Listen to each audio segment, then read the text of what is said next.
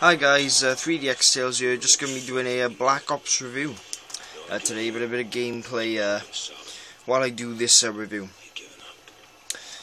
So, Black Ops then, yeah. So the story in this game is that you're a guy called David Mason, right? Not David Mason, Alex Mason. Hang on a minute guys, I gotta turn the sound on now, that is loud. Right. Yep, that's loud. Right, I turn the sound on. Right, you're a guy called Alex Mason in this. That is the guy you play in the game. And, well, you're captured by two CIA agents, and you're being interrogated about what happened in the past moments, you know, when you were in the Vietnam War and all that. So, yeah, you're just reliving moments in the past, really, aka this bit here. This isn't really actually happening at the moment, you know, this is a moment that happened to him in the past. But again, if you haven't actually played the campaign in Black Ops, that obviously contained a spoiler with Bowman dying by there. But anyway, the campaign is actually pretty good. The story is really good, actually. I mean, it's all of sci-fi elements put into there, as well as just war and action and whatever. As well as that, they got a few good actors in this game, aka Sam Worthington, who actually plays Alex Mason in this, and Gary Oldman as well, the voices are in this. So, the voices of Sam Worthington and Gary Oldman, I was quite impressed, actually, that they put Sam Worthington and Gary Oldman in this game.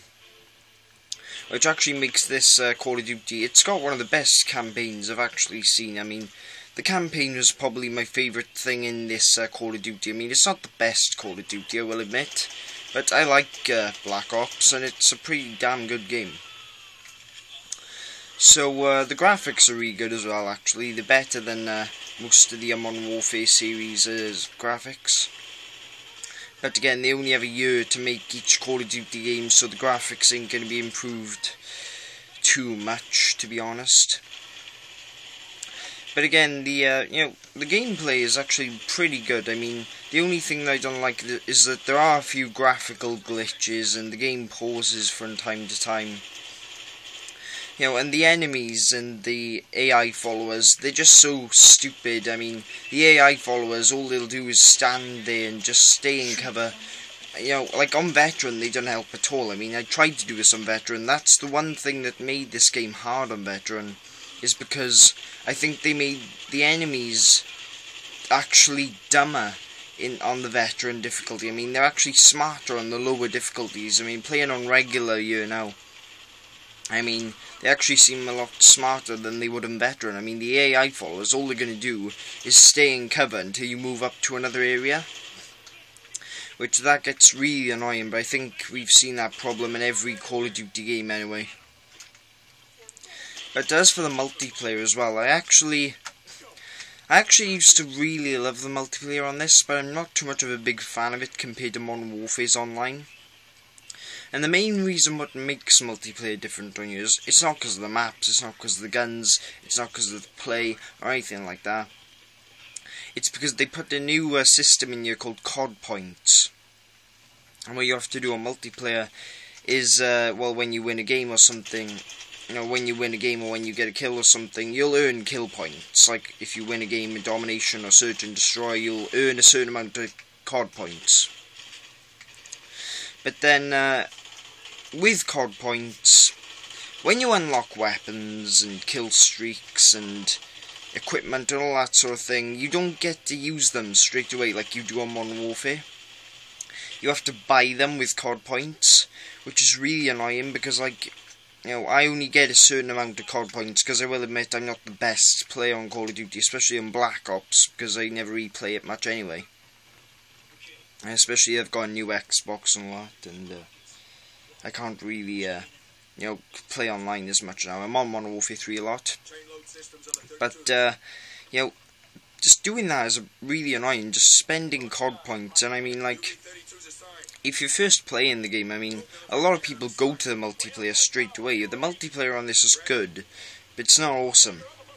I think the main reason why a lot of people think that is because of this COD point system. I mean, I prefer just unlocking weapons and equipment on Modern Warfare 3 and Modern Warfare 2.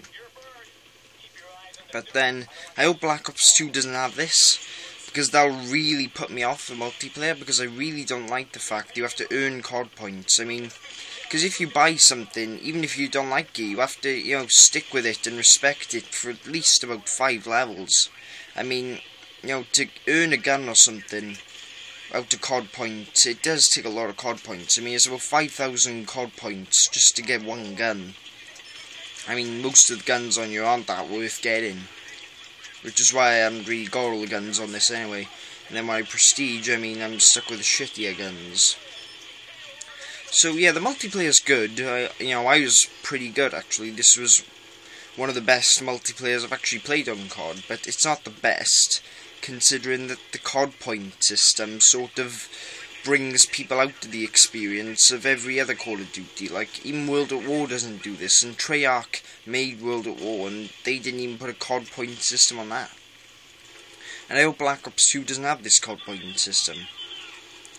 But as well as the multiplayer and all that as well, they brought out combat training, which was a new thing in Black Ops.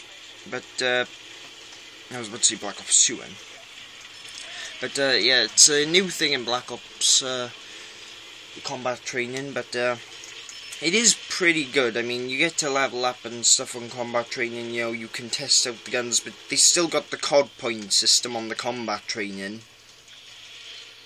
And, well, it's alright. I mean, the combat training's okay, I suppose.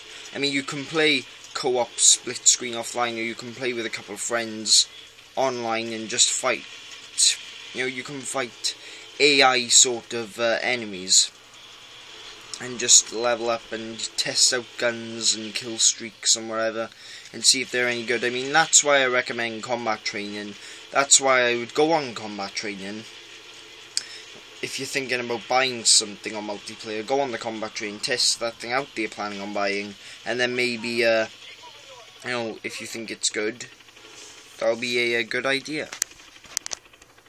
Ah, my fingers right now. As well as the combat training, there's zombies as well, and I love zombies on COD.